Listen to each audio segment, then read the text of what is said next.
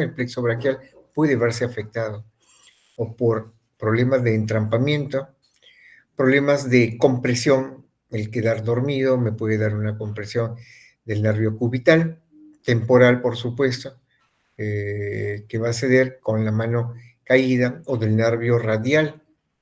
Entonces, todo ello me puede estar dando una múltiple presentación de afectaciones de nervios periféricos.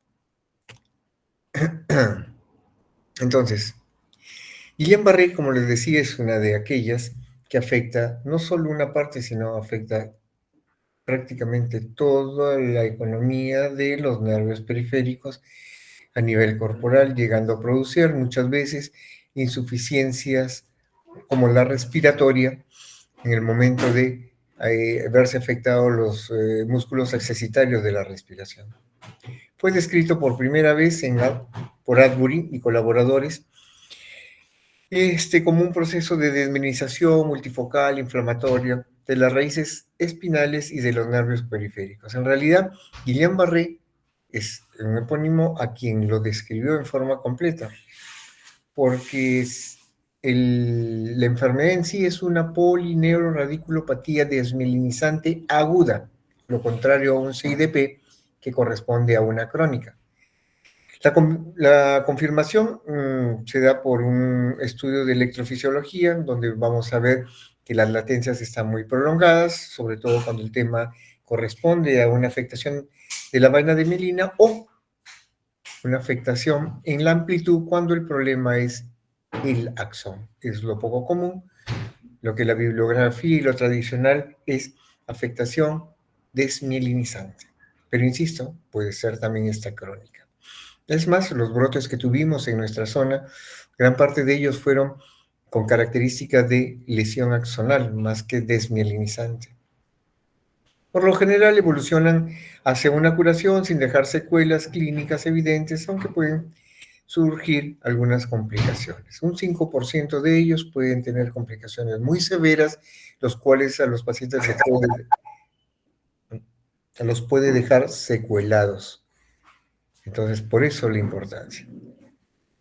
En alguno de ellos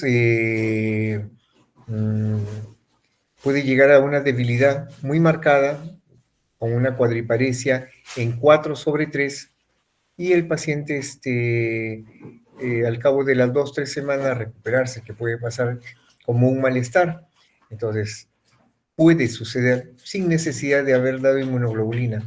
Pero la particularidad es que llegó una meseta, hubo una debilidad exageradamente hasta 3 y no llegó a más, sin llegar a comprometer músculos respiratorios, lo que lo va a tener que ver con problemas de insuficiencia respiratoria. Este tipo de pacientes sí amerita una intervención inmediata, o sobre todo aquellos en los cuales vienen con cuadros de debilidad. Al cabo de las horas o días de ingresados por emergencia, esa debilidad tendió a aumentar. Ellos deben de recibir tratamiento. Entonces, hasta hoy constituye un mal sin remedio. Guillain-Barré es una enfermedad que tiene que ver con un problema autoinmune, no es una enfermedad degenerativa, no es una enfermedad infecciosa. Lo que puede activar el proceso autoinmune y de alguna otra forma, y entre comillas, alocarlo, es una primoinfección, generalmente en relación más a virus que a bacterias. Ahí tenemos una enumeración de aquellos que, según la bibliografía occidental y oriental de Asia, son los más frecuentes.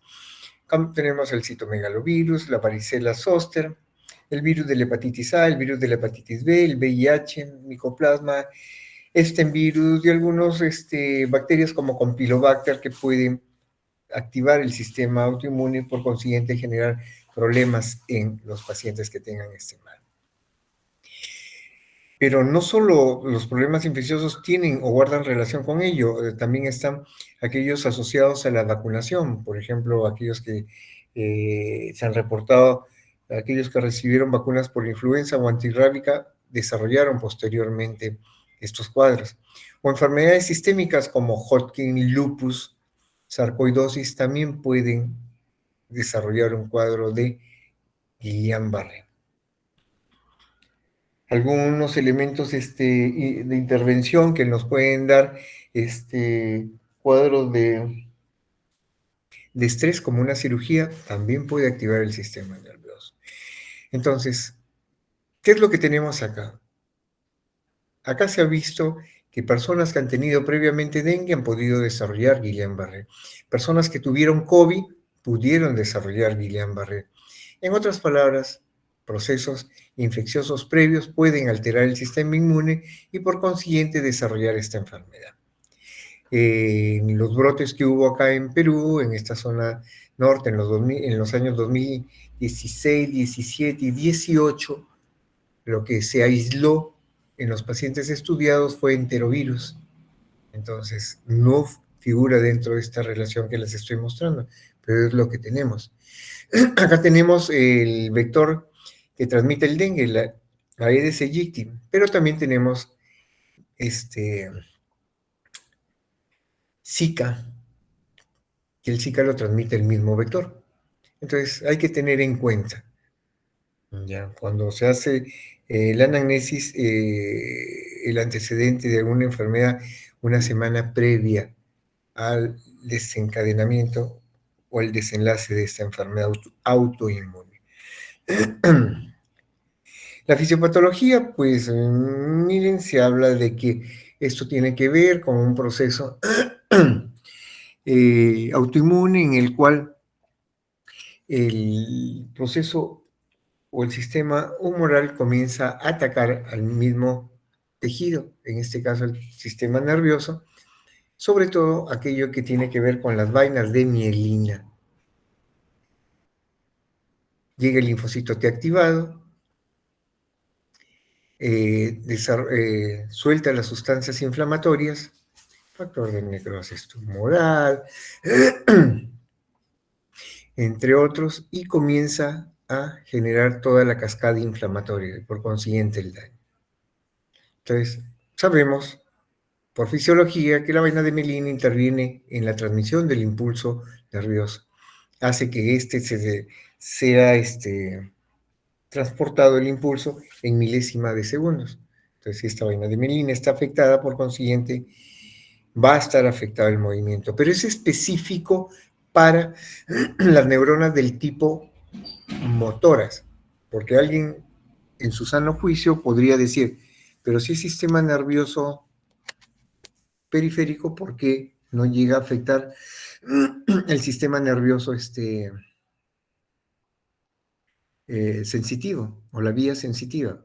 No, en este caso específicamente ataca las neuronas del sistema nervioso motor. Ahora, la pregunta también sería, ¿y por qué no ataca el sistema nervioso motor central, o primera motoneurona? Parte de la respuesta es que las vainas de mielina de las neuronas periféricas están envueltas por células de Schwann y las células nerviosas que envuelven, las vainas de mielina de las neuronas centrales están envueltas por oligodendrocitos, ¿ya? Entonces, esa particularidad también marca a favor de por qué puede ser una infección, a pesar de que es autoinmune y lo autoinmune circula por todo el cuerpo, ¿por qué no afecta al sistema nervioso central, solo al periférico? Parte de la respuesta es la que les estoy diciendo. Entonces, partiendo de ello, se desarrolla toda la clínica de los pacientes con cuadros de Guillain-Barré. Se basa específicamente en dos puntos que ustedes deben de sospechar cuando estén en su práctica asistencial. Disminución de fuerza súbita asociado a una evolución rápida. Más que súbita es una evolución rápida. Súbito puede ser un infarto cerebral, una hemorragia, eso es súbito. Acá es rápidamente progresiva, insidiosa, rápidamente progresiva. Al cabo de las horas o días tiende a aumentar esa debilidad, asociado a una disminución de reflejos o ausencia de reflejos. Entonces, si yo tengo esos dos ítems, yo debo de sospechar altamente en enfermedad de Guillain-Barré o una enfermedad desminimizante inflamatoria crónica de raíces y nervios periféricos. Al iniciar, van a haber en cierta forma algo de disestesias caracterizadas porque el paciente manifiesta como pesadez o un dolor en extremidades y también se puede estar asociando con alguna alteración a nivel de pares craneales, tanto así que hay variantes que afectan ambos nervios faciales o aquella variante que actúa a nivel de los oculomotores, como es aquella que tiene el síndrome de ataxia cerebelosa, arreflexia y oftalmoplejía, que es el Miller-Fisher, otra de las variantes. Entonces, también puede haber una afectación del tipo autonómico y ahí entra la variante de las pandisautonomías, donde el paciente puede tener diaforesis muy profusa, aumento de temperatura, taquicardia, hiperventilación. Es como una variante de Guillain-Barré. Y en otro puede haber alteración en lo que es la percepción en la sensibilidad, como les decía, con una variante que es muy rara, pero sí tenerla en cuenta porque puede haber una variante sensitiva. La mayoría de los casos evoluciona al cabo de las 2 semanas, ya llega a la meseta. Y esto es importante porque cuando uno decide actuar en relación a lo que es decide actuar en relación a lo que es el tratamiento a administrar, como la inmunoglobulina, eh, si la detección de la enfermedad está dentro de los 2 primeros semanas, el paciente puede recibir tratamiento. Pero si esta está después de las 2 semanas, no, porque después de esas 2 semanas llegó a su fase de meseta, a su cúspide, y de ahí va en bajada. Entonces, si yo hago una historia en la cual veo que el paciente ya hace 4, 5, 6 días, a pesar de que me viene en el día 10º de inicio de la enfermedad, dejó de avanzar, pues si ya está con 14 días de evolución, yo no decido o no inicio tratamiento con inmunoglobulina, porque esta enfermedad no avanza más.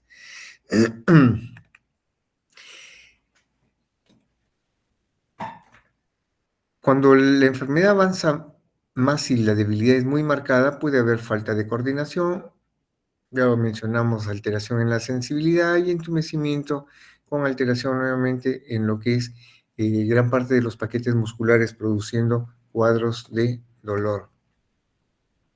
Síntomas de emergencia que debo de tener en cuenta cuando estoy en un paciente con esas características, que llega y al cabo de las horas empieza a presentar dificultad para tragar.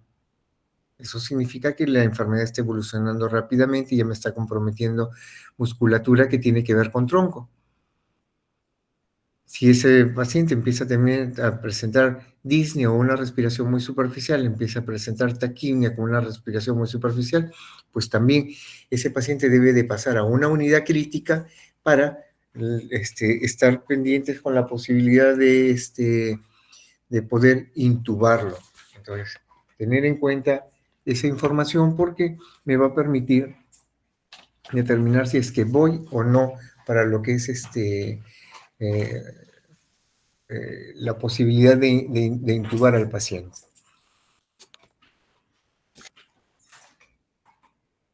Si el paciente además viene con algún cuadro de que inició con debilidad y ya manifestaba un cuadro de desmayo, con mucho mayor razón, no solo debe entrar a emergencia, sino de emergencia debe entrar directamente a una unidad de trauma shock, porque la posibilidad de que se vaya a complicar mayor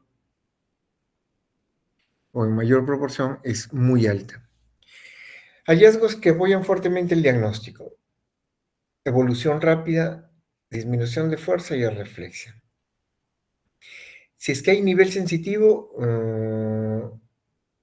hacerlo dudoso el diagnóstico, porque ahí lo que podríamos estar teniendo es una debilidad, pero producto de un cuadro de un cuadro medular. Recuerden, nivel sensitivo, sinónimo de problema a nivel medular.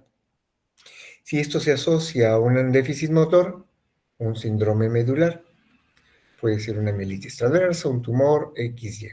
Volvamos a aterrizar a lo que estamos hablando ahorita. Si el paciente, además del nivel sensitivo, muestra asimetría en la debilidad, también lo debe de hacer dudoso, más bien debe de hacer pensar en un cuadro más central que periférico. Y si además de ello presenta una disfunción vesical marcada, recuerden, el tema esfinteriano lo maneja, se maneja a nivel medular. Entonces, debiera de estar, mi sospecha de estar encaminándose hacia lo que es un problema del tipo central. Ahora, si a esto se asocia una punción lumbar en la cual vamos a obtener células mayores de 50 por mililitro, también me debe hacer dudar el cuadro en relación a Guillain-Barré. En este tipo de enfermedad, con sus variantes, hay hay un-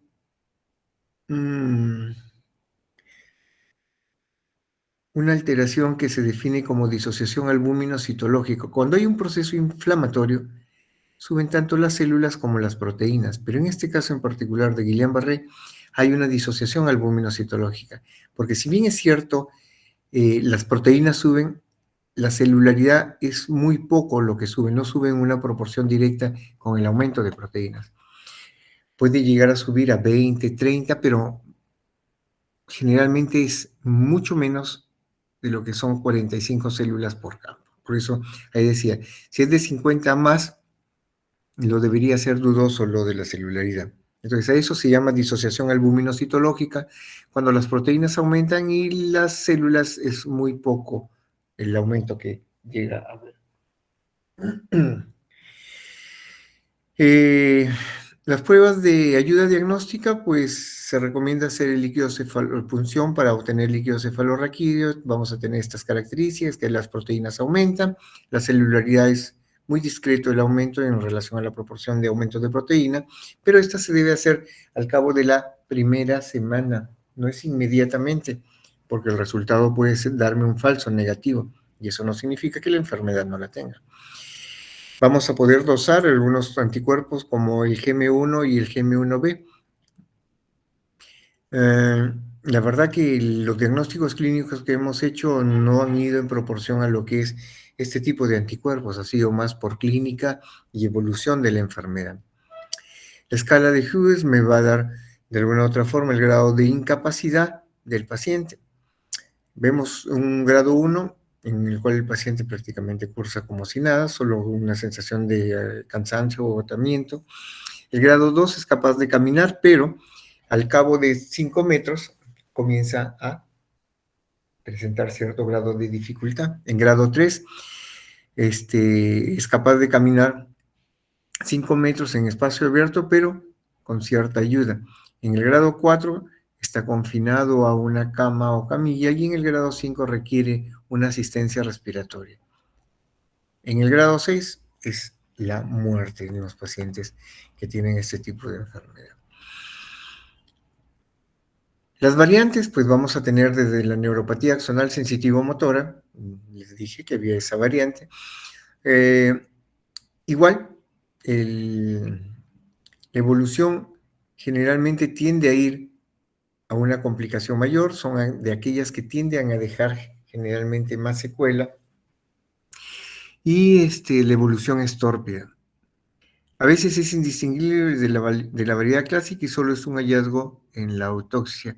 Acá, si es que no se evalúa la parte sensitiva, pues rara vez vamos a poder diagnosticarlos. En la neuropatía axonal motor aguda, en algunas regiones, en estos episodios que tuvimos, como les manifestaba, hace cerca de 10 años atrás, ciertos brotes en 3 años seguidos, más eran del tipo axonal. Y de alguna u otra forma tiene que ver también con el elemento que lo puede desencadenar. en lo que es las pandisautonomías, como habíamos manifestado, y alteración de la presión, del latido cardíaco, de la temperatura. Pero esto afecta como una afectación del sistema nervioso autónomo. Entonces acá hay una disautonomía difusa involucrando tanto el sistema simpático como parasimpático. Recuerden que uno hace lo contrario al otro o compensa la acción del otro.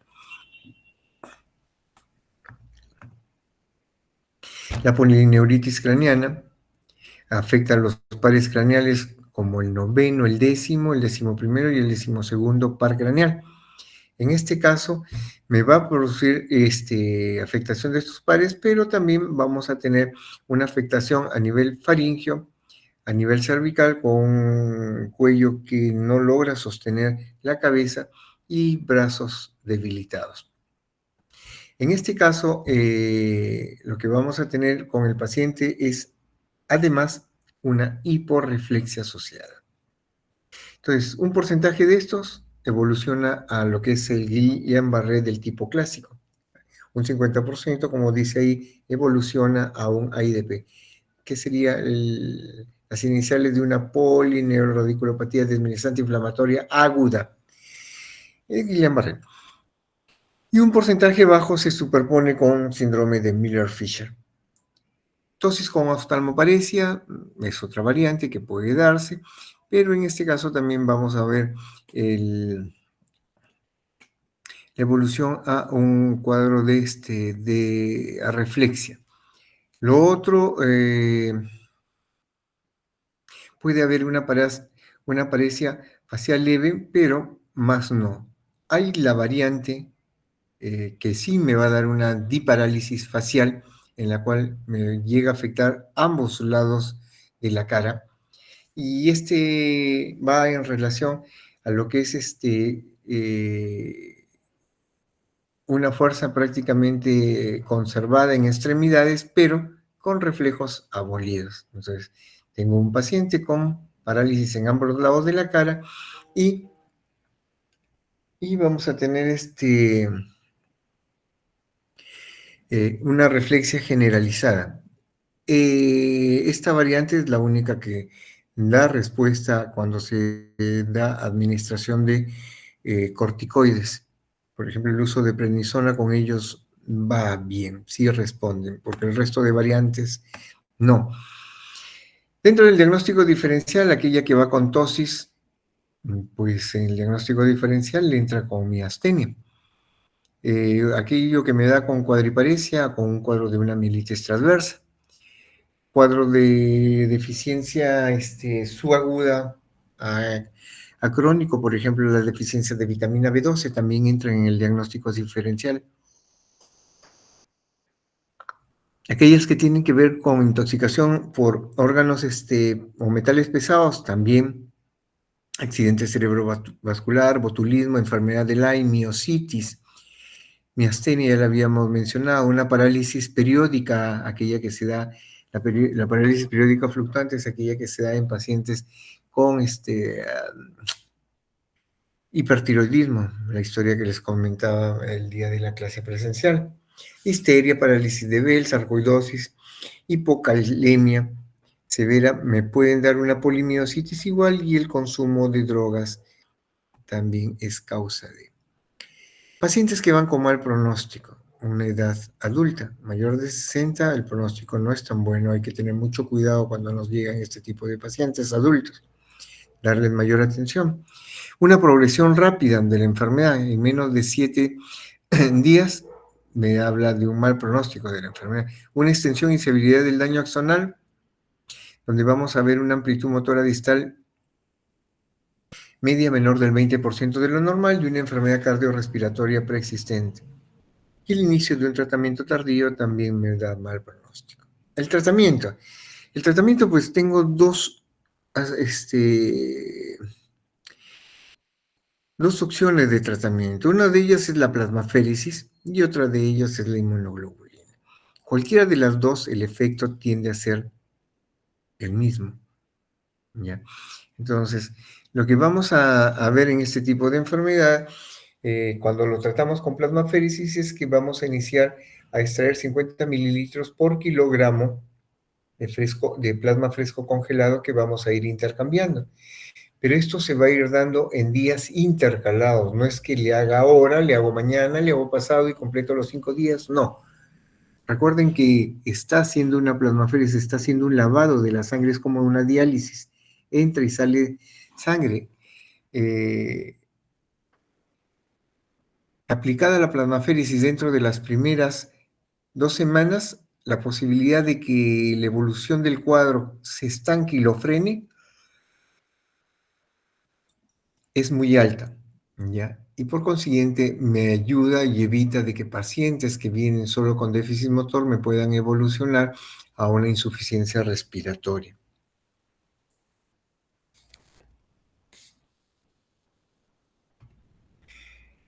Otra es el uso de inmunoglobulinas intravenosas.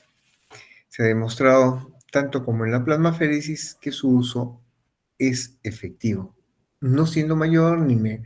Acá lo que entra a tallar son ventajas y desventajas. Por ejemplo, en plasmaféresis, el problema es de que como hay salida de flujo, puede haber un cuadro de hipotensión severa o el ingreso de alguna sustancia o germen infeccioso que al paciente le pueda traer una complicación más adelante. En cambio, en inmunoglobulinas lo que puede suceder es de que el efecto se va a administrar todos los días continuos, pero me puede dar alguna reacción anafiláctica. Entonces, es un riesgo que se use. Se aconseja dosis de 400 miligramos por kilogramo de peso por día, o como dice en algunas otras días, 2 gramos divididas en 5 días. 2 gramos divididas en 5 días son 400 miligramos o 0.4 gramos. ¿Ya? Tener en cuenta es lo mismo. Las recaídas son más frecuentes que con la plasmaféresis, pero es tan efectiva como ella. Hubo un estudio europeo, un holandés, donde comparó el uso de plasmaféresis versus inmunoglobulina. Entonces, demostró que ambas modalidades, pues el efecto es el mismo. Es más, demostró que es igual a que lo dé por separado, a que lo dé en forma asociada a las dos. Si doy solo plasmaféresis o doy solo inmunoglobulina, es igual a que lo diera uno de cada uno o asociado entre ellos. O sea, no demostró mayor beneficio. El tratamiento con esteroides no ha demostrado beneficios, se ha usado tanto por vía parenteral como intratecal. Se han utilizado esteroides por vía intratecal como la betametasona, de 8 miligramos en días alternos durante 2 semanas con buenos resultados en pacientes jóvenes, en el cual le enlentece la evolución de la enfermedad. Y en pacientes mayores de 50, pues presentaron una gran cantidad de complicaciones. Recuerden que los corticoides me pueden hacer subir la presión y me pueden hacer subir la glucosa. Entonces, tener mucho cuidado con relación a ello. Y en aquellos pacientes que tienen algún tipo de úlcera, pues la posibilidad de que ésta pueda volverse sangrante. Entonces, Guillain-Barré está dentro de lo que es las enfermedades de nervios periféricos. Primera conclusión. Segundo, es una enfermedad del tipo autoinmune. Tercero, se caracteriza por una debilidad de inicio insidioso, progresivo, rápidamente y simétrico, asociado a un cuadro de hipoarreflexia, con complicaciones que pueden ser, si bien es cierto, muy menores, pero muy catastróficas porque me puede dejar completamente secuelado. La oportunidad en el tratamiento se da en las primeras semanas y exámenes de ayuda diagnóstica entran a tallar acá los estudios neurofisiológicos como electromiografía y conducción nerviosa. Acá no entra resonancia ni tomografía. Se pedirá cuando el diagnóstico no nos parece tan exacto y pedimos para descartar la duda de que vaya a haber otra cosa. Pero si es central, recuerden, y es un tema motor, hay que evaluar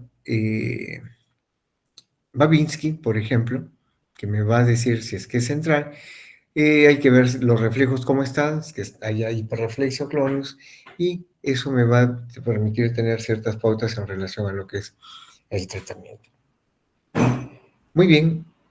¿Alguna pregunta?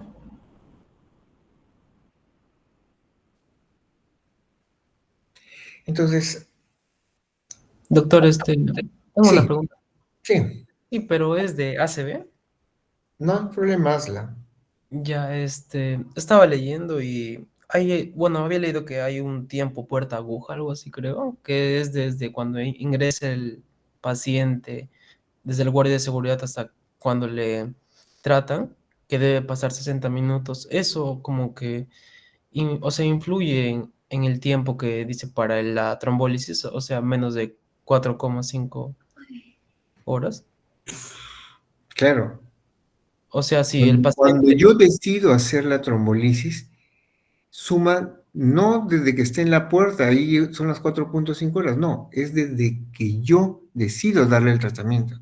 Porque el paciente me puede venir a las 4 horas mientras toma esos 60 minutos entre que le hacen el triaje, entre que el vigilante espere señora sus papeles, si no, no entra, y entre que la enfermera está armando la historia. Los que son testigos en emergencia se habrán podido dar cuenta que pasaron más de una hora. Es en el escenario siempre y cuando le den atención al paciente, porque cuando están contando trabajo, pasa. Entonces, los 4,5 horas es desde el inicio del evento hasta el momento en el cual yo ya decido iniciar el tratamiento.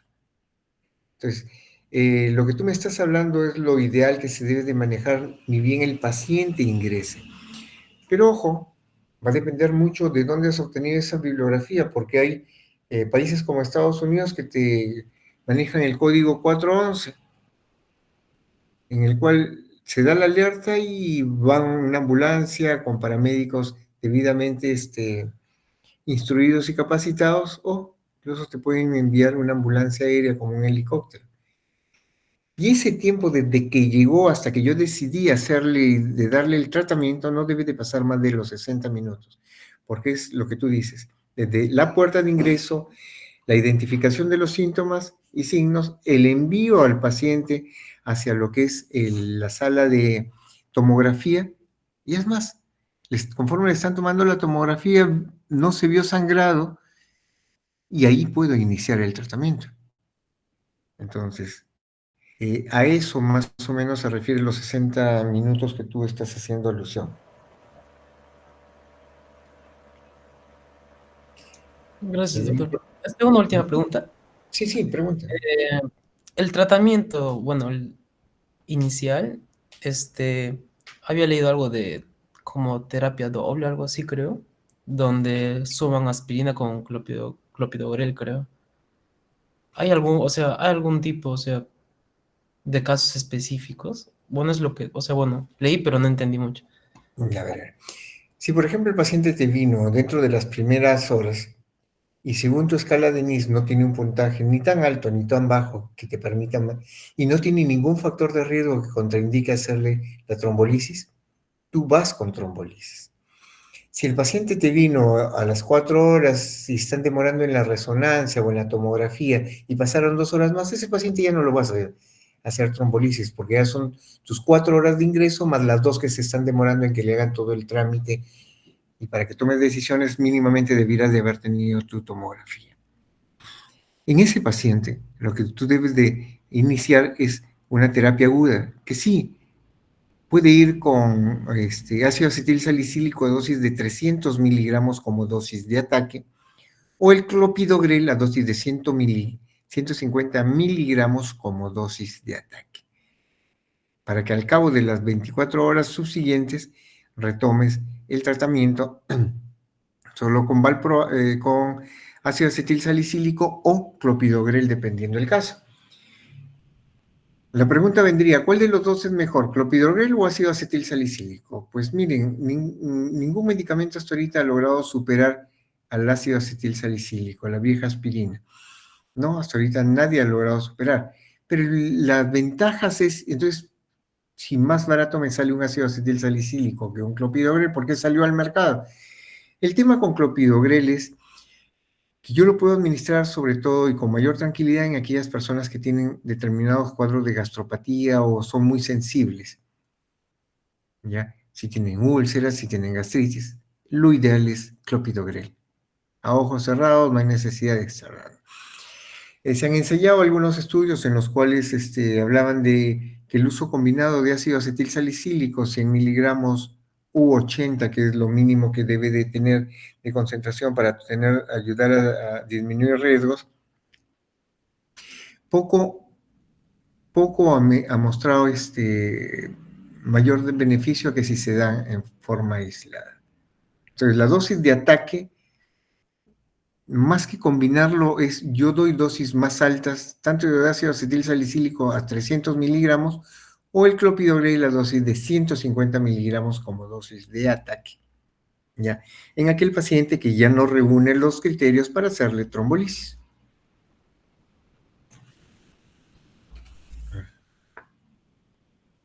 ¿Alguna pregunta más?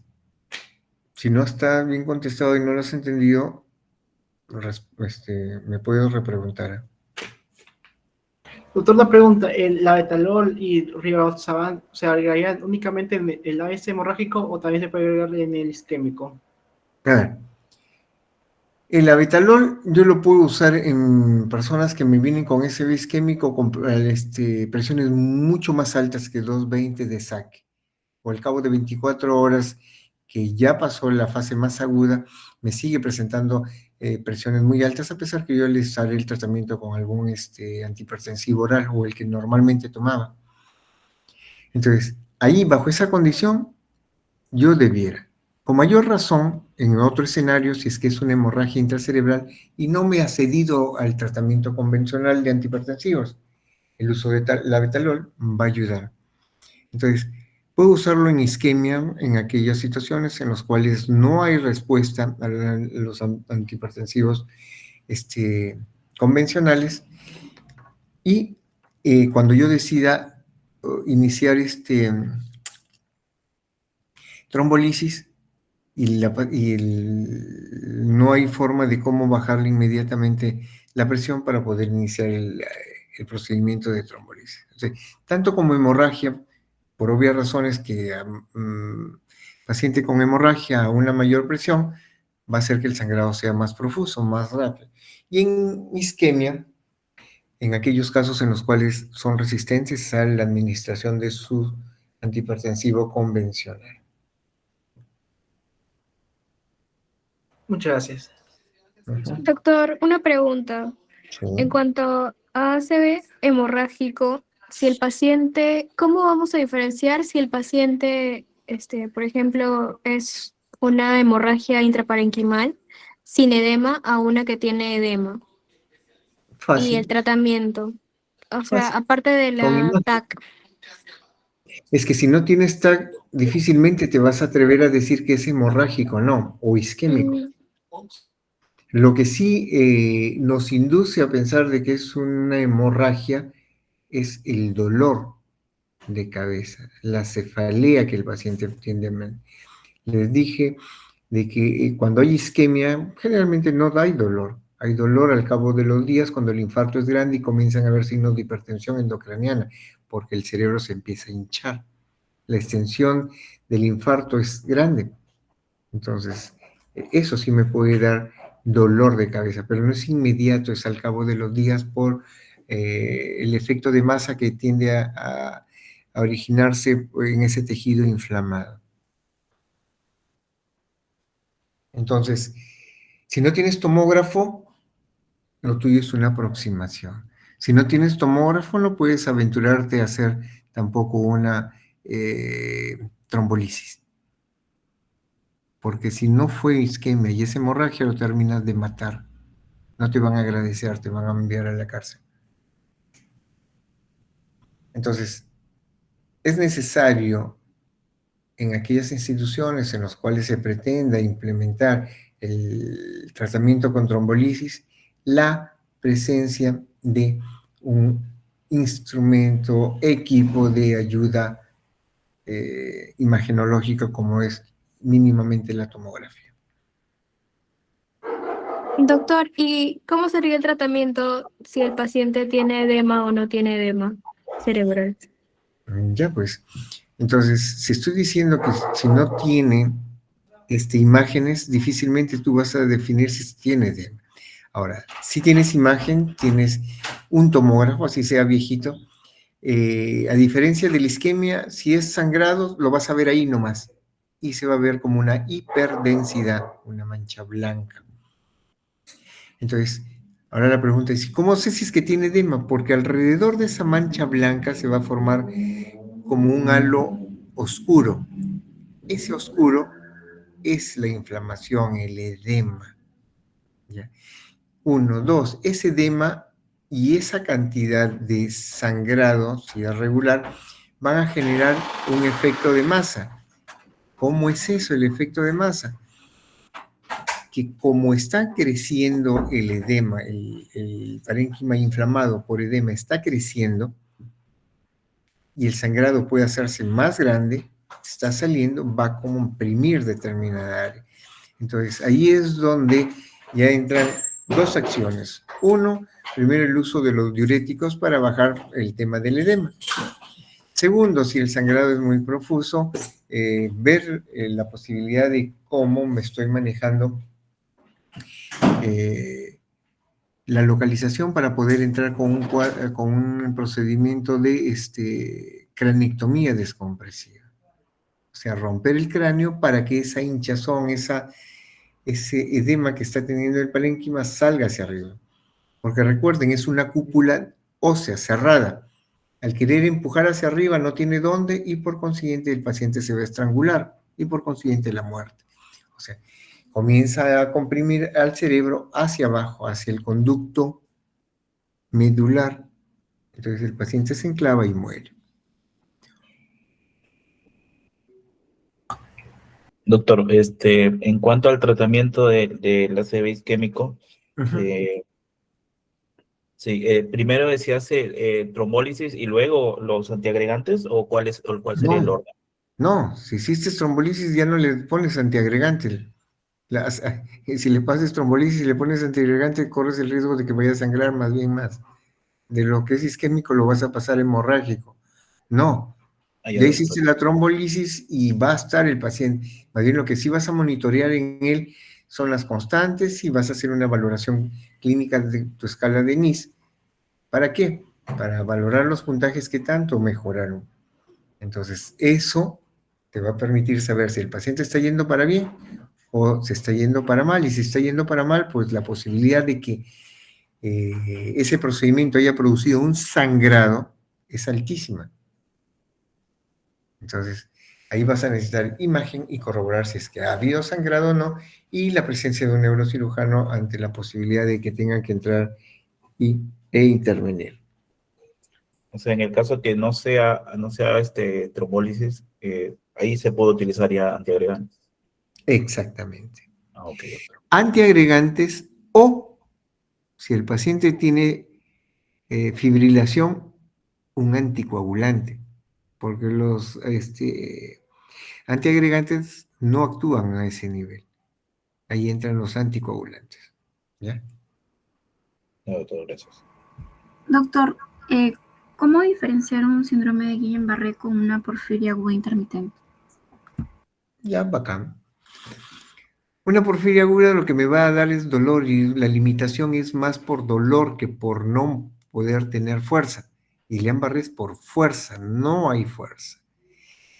Porfiria, la limitación motora es por dolor. Segundo, porfiria va más con cuadros de convulsiones también, ¿ya? Que entraría dentro de lo que es un diagnóstico diferencial en epilepsia. Entonces, va ello. Para focalizar la respuesta, ¿cómo diferencio? Porque el paciente, así esté con dolor, me puede levantar la extremidad si le pido que lo haga.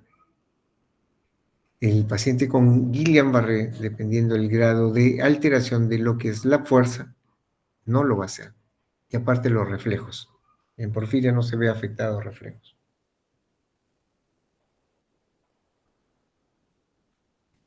Doctor, una pregunta. Ujú. En los criterios de exclusión de la trombólisis, Ujú. dice ictus en los 3 meses previos. Ahí también entra lo de lo que es el AIT. Claro, Ya. claro, sí entra. Es más, la posibilidad, cuando me ingresa un paciente por emergencia como un AIT, de que pueda presentar al cabo de los días, de los 3 días, un nuevo evento, es alta. Al cabo del mes, mucho más alta. Y al cabo de los 3 meses, mucho más alta. Entonces, muchas veces un AIT es el preludio de algo más. Por eso no debemos dejar tan a la ligera, si bien es cierto ya, no hay nada a nivel cerebral porque solito reperfundió, pero esa paciente o ese paciente necesita una valoración cardiológica más concienzuda como para estar determinando la posibilidad de otros factores de riesgo que condicionen un infarto o una hemorragia.